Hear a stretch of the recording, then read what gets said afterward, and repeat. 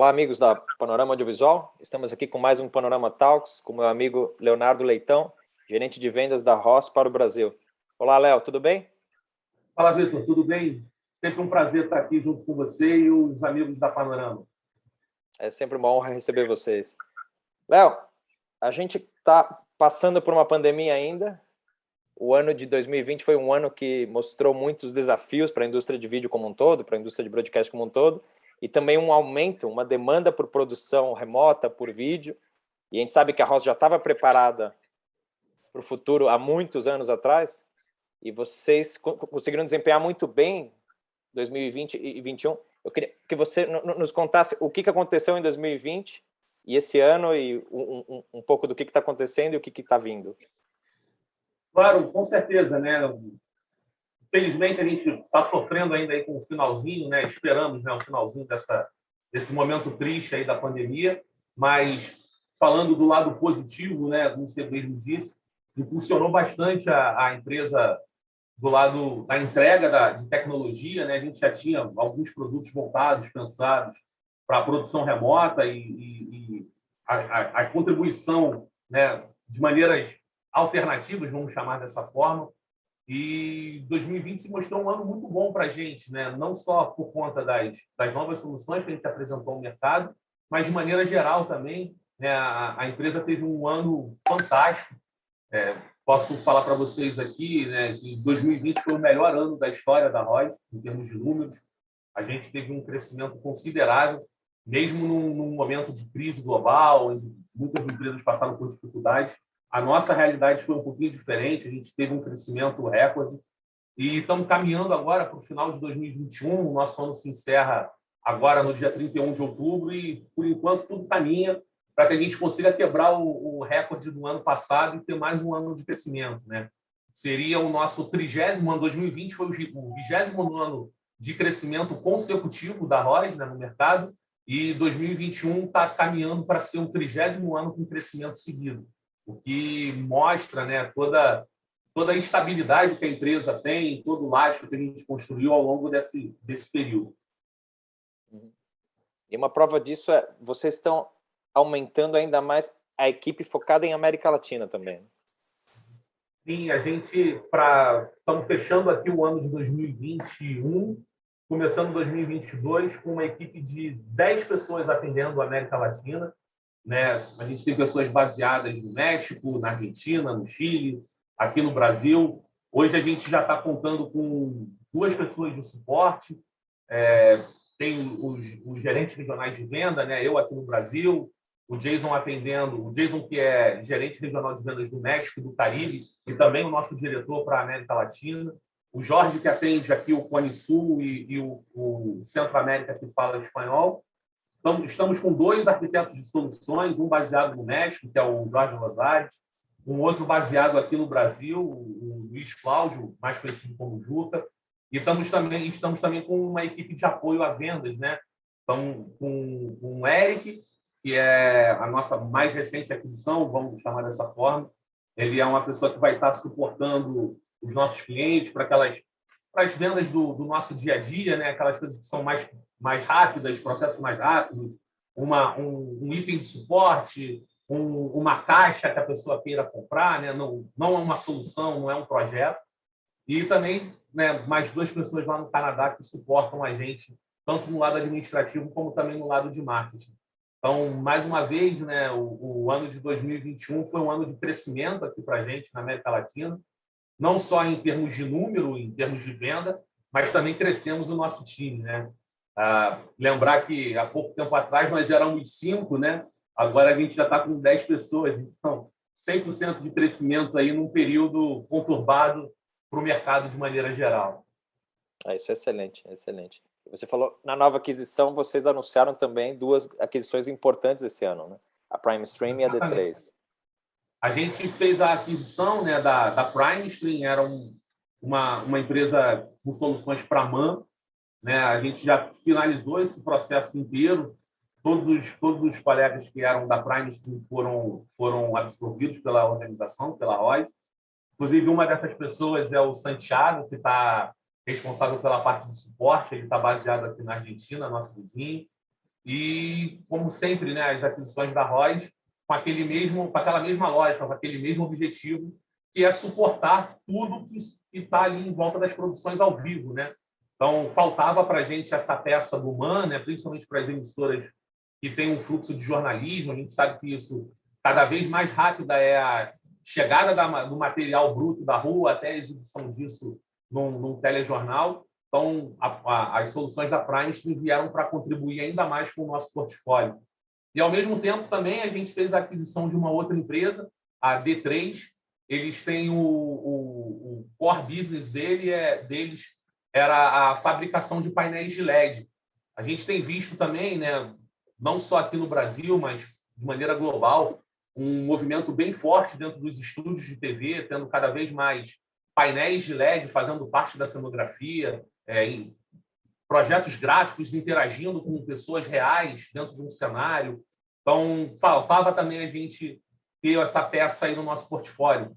A gente tem hoje em dia, né, uma solução já conhecida nossa, né, a número 1 disparada no mercado, que é o Expression Tessera, né, é um gerenciador de telas, é um equipamento que a gente faz conteúdo gráfico baseado em grandes telas, né, tanto para estádios, ginásios, quanto também para estúdios de TV. E a gente sempre acabava trabalhando com algum parceiro na hora de fornecer as telas, né, para fornecer esse canvas que enriquece lá os estúdios. E, a partir dessa aquisição da D3, nós vamos ter também agora a nossa própria solução para telas. Léo, com relação à Prime Stream, então, e a D3, como é que fica o suporte, os canais de revenda? Bom, como toda empresa que a ROIS faz a compra, né, ela deixa de existir e passa a fazer parte do portfólio da ROIS. Então, não só os canais de venda que já trabalhavam com ROIS vão seguir trabalhando com Prime Stream, com D3, também os nossos canais de suporte, né? Hoje, o nosso suporte técnico ele já está capacitado e já vem dando todo o apoio aos clientes atuais aqui do Brasil e da região de maneira geral. Então, não muda absolutamente nada. Quem já tinha Prime, agora tem ROIS e é suportado pela ROIS. Em termos de canais de venda, as empresas que já trabalhavam com ROIS seguem trabalhando apenas agora com esses dois novos produtos dentro do nosso portfólio. A D3, com as suas telas de LED, processadores e tudo mais, e a Prime Stream com as soluções de MAN. Maravilha, maravilha. Falando sobre novos produtos e roadmap. Falando um pouquinho do roadmap, né, para 2022, a ROIS é bastante conservadora com relação a anúncio de roadmap e tudo mais, mas aqui a gente pode explorar, né, o nosso norte, né? A bússola da ROIS está apontada hoje em dia para duas grandes famílias de produtos, né?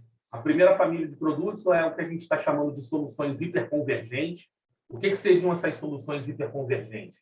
A ideia é que a gente consiga trabalhar com qualquer conectividade que exista no mercado. Então, hoje a gente tem pessoas trabalhando em 12G, a gente tem pessoas trabalhando em SDI, em 3G, a gente tem algumas empresas já caminhando para o IP, 2110, a gente tem algumas contribuições em NDI, em SRT. Então, a ideia é que dentro dessas soluções hiperconvergentes, quando a gente fala de conectividade, a gente tenha produtos que suportem os principais padrões do mercado.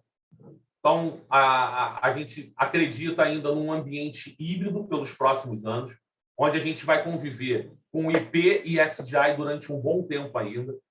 Falando um pouquinho da questão do processamento, a gente acredita cada vez mais nas soluções baseadas em processamento usando CPU, GPU e FPGA. Então, a gente acredita bastante na questão ainda de ter um hardware por trás de certos processamentos. E, ao mesmo tempo, a gente acredita numa entrega híbrida, seja ela baseada em nuvem, seja ela baseada em ambientes mistos, né, com alguma parte da solução trabalhando em nuvem, outra parte trabalhando em soluções on-premise, ou as soluções mais tradicionais, que são 100% on-premise. Então, a ideia é que a gente consiga suportar todos os clientes nos seus diferentes métodos de trabalho. A gente não aposta as nossas fichas em um único modelo. A gente acredita nessa solução que a gente está chamando de hiperconvergente. O exemplo maior dessa solução hiperconvergente dentro do nosso portfólio a gente pode dizer que são as soluções baseadas na Ultrix, né? A Ultrix ela nasceu há 5 anos atrás, mais ou menos, onde ela seria um roteador do futuro, né? Seria a nossa linha de roteadores mais novos. E ao longo desses 5 anos, ela foi se transformando, né? Já fazia parte do plano lá desde o início. Hoje, a Ultrix ela é switcher de produção. A gente pode colocar uma blade dentro desse sistema Ultrix e a gente pode ter um switcher da linha Carbonite, um switcher da linha Acuity. A gente pode trabalhar com sinais em HD, 3G, com Ultra HD em 12G, HDR, SDR, conectividade por IP, conectividade via fibra ótica. A Ultrix hoje ela é uma caixa, né? A gente pode dizer assim, ela é uma grande caixa processadora de sinais, onde você tem diversos tipos de entrada, diversos processamentos acontecendo ali dentro e diversas entregas. Então, a Ultrix seria o nosso maior exemplo dessas soluções hiperconvergentes. E, ao mesmo tempo, a Rosa acredita, né, a gente pode dizer que metade dos esforços de desenvolvimento estão focados nessas questões, nessa questão que a gente chamou de hiperconvergente, e uma outra metade do nosso desenvolvimento está focando o caminho pela nuvem, né, as soluções baseadas em cloud. Hoje a gente já tem alguns produtos que funcionam na cloud, né? O nosso sistema de news, o Inception, ele já está pronto e a gente tem alguns clientes importantes já trabalhando com essa solução na nuvem. A gente tem algumas aplicações utilizando o nosso grafismo também com soluções na nuvem, nosso sistema de automação. E a ideia é que a gente vá ampliando cada vez mais esse portfólio com soluções na nuvem também.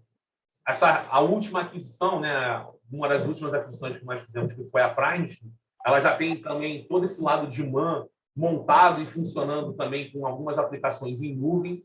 Então, a gente está num modelo onde a gente está suportando a todo mundo. Algumas companhias que já são um pouco mais, com a cabeça um pouco mais aberta, já pensando em alguma coisa seja rápida, né? Uma aplicação rápida, com elasticidade alta, momentos de baixa, momentos de alta. A gente já tem um portfólio todo baseado em nuvem e, ao mesmo tempo, a gente também tem as nossas soluções tradicionais, baseadas em hardware, instaladas localmente, on-premise. Esse é um pouquinho do que a gente tem reservado aí atualmente e também para o futuro próximo com alguns novos lançamentos. Léo, a pandemia nos obrigou a ser criativos, até pela dificuldade de locomoção, translados e tudo, e principalmente vocês tendo uma parte do suporte local, que é muito interessante, mas vocês também têm o suporte técnico direto na fábrica. Como é que foi esse desafio para vocês em relação ao Brasil? Victor, como você disse, a gente teve que ser criativo, né? Eu costumo brincar que a gente reaprendeu a trabalhar. A gente estava acostumado a estar aí na estrada, se encontrando mais em aeroporto do que em reuniões, né, agendadas e tudo mais. A nossa vida passou a ser uma sequência de meetings, de Zooms, de Teams e outras ferramentas.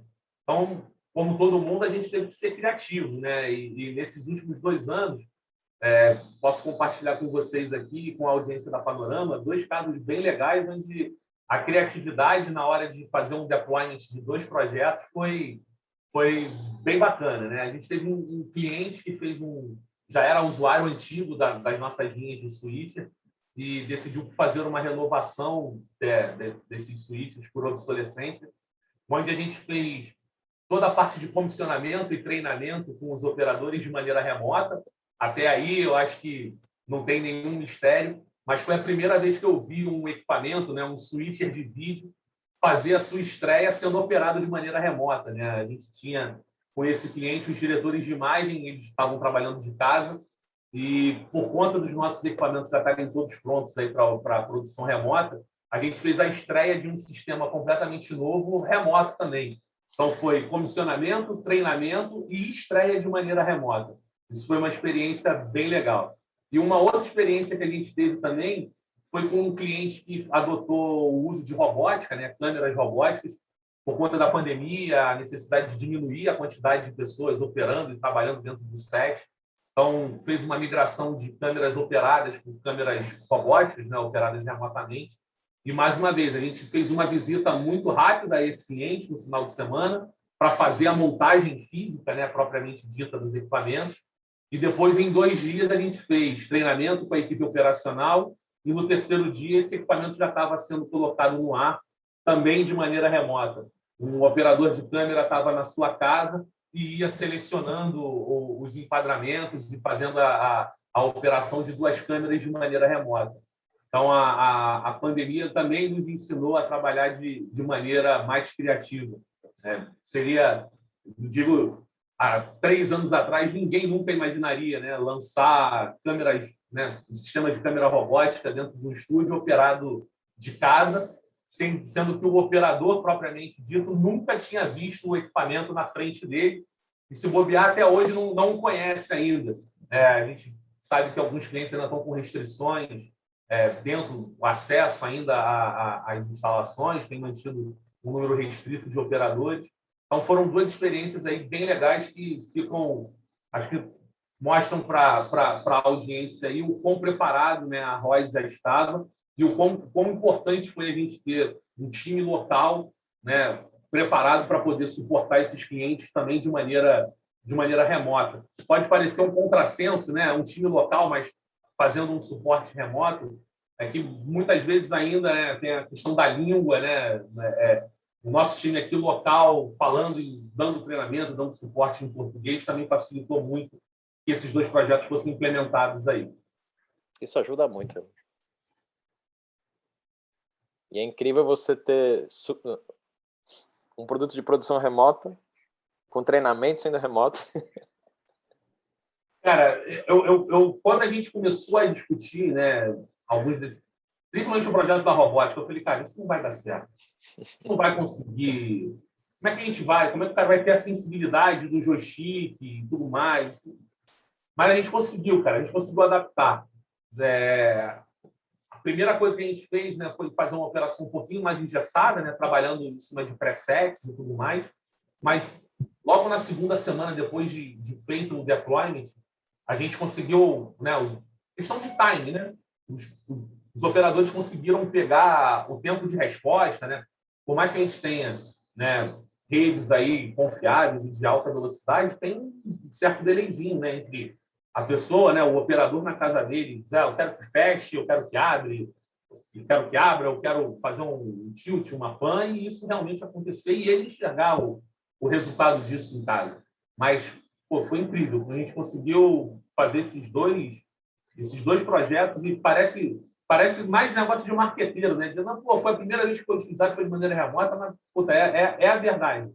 Principalmente o caso dos switchers, cara, que, como foi só uma atualização de tecnologia, né? Os operadores já estavam acostumados a usar o equipamento, parecia que a gente tinha ido lá e que a gente tinha feito tudo de maneira presencial. Então, foi bem legal. E uma outra coisa que seria, eu acho que é bacana a gente deixar aqui também registrado, é o quão rápido, né, não só a nossa indústria, né, a indústria do audiovisual, ela se adaptou de maneira muito rápida, mas principalmente a mão de obra. A nossa mão de obra, né, os nossos técnicos, os nossos engenheiros, né, o pessoal de operação que está lá no dia a dia, eles também tiveram um esforço gigantesco de um dia para o outro a adaptar novos modelos, a se adaptar a uma nova realidade. As produções não pararam, né? Nem podiam parar. A gente vê hoje, você pensar que há 1 ano e meio atrás, de um dia para o outro, a gente teve que ficar preso dentro de casa, e você olha a programação da TV, de maneira geral, não parou. Né? Não. Pelo contrário, né? Cresceu. Como se já estivesse trabalhando nesse modelo há muito tempo. Então, foi uma grande prova assim, do poder de recriação que o nosso mercado tem. Né? Isso traz, pessoalmente, me traz assim, até um certo orgulho em fazer parte de uma indústria que se adaptou tão rapidamente, né, a essa dificuldade que ninguém esperava. Então, foi bacana. Assim. A gente sempre lamenta, né, a questão das perdas, né? Mais de 600 mil pessoas morreram, mas, de maneira geral, do ponto de vista tecnológico da coisa, do ponto de vista do negócio também, para a Roche, foram 2 anos assim, muito bons. Muito crescimento. Né? E outra, o broadcast sempre vai ser relevante. A gente precisava das notícias, precisava desse conteúdo em velocidade e é non-stop. Né? Um negócio que não podia parar. As emissoras não pararam. E de maneira geral, né, até tirando a minha camisa de rosa aqui, né, hoje em dia a gente vê, né, as contribuições via telefone celular, né, cara? Você vê um repórter na rua com um negócio desse daqui, ele entra ao vivo com áudio e vídeo, com retorno, com tudo. Então, mostra que muita coisa na nossa indústria mudou, muita coisa na nossa indústria ainda vai mudar, e serve como um alerta, né? Para quem não se adapta, acaba ficando para trás. Léo, o espaço é teu agora. Deixa uma última mensagem aqui para os nossos ouvintes. Bom, Victor, primeiramente agradecer novamente a Panorama, agradecer a você pelo espaço. É sempre muito bom ter esse encontro com os assinantes, com os seguidores da Panorama. Agradecer de maneira geral ao mercado brasileiro. 2021 foi um ano fantástico para a Royce aqui no Brasil.